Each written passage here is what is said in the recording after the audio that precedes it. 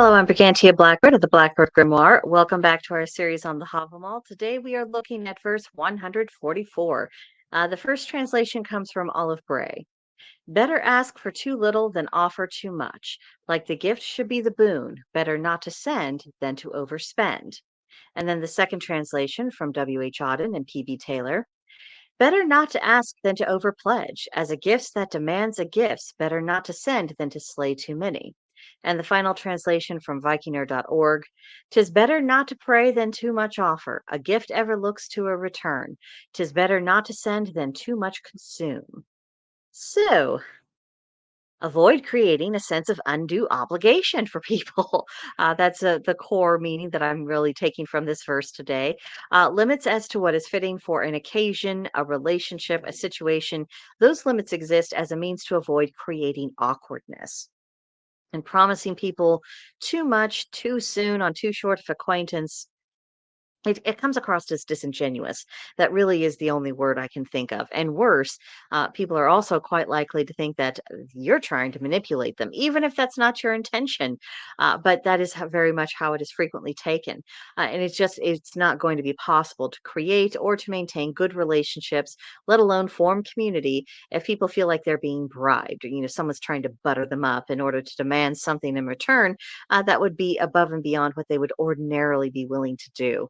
And too much is really too much, and it actually inspires people to stay away rather than building further bridges. So there is a reason to avoid excess in this regard.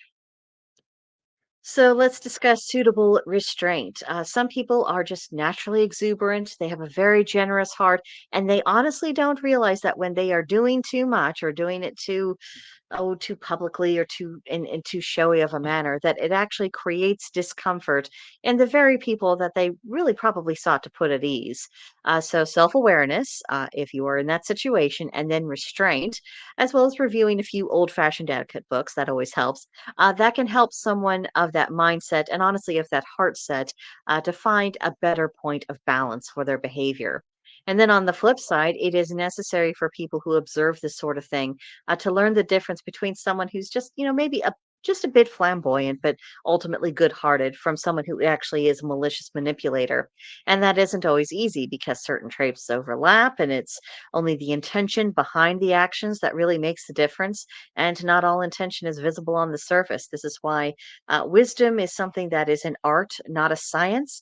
It is something that we have to grow into and that we learn through trial and error. And sometimes we get it wrong. We get it wrong and we deal with the fallout of the consequences. But that's what I got out of this verse today. Let me know in the comments what you took from it. I'd love to hear from you.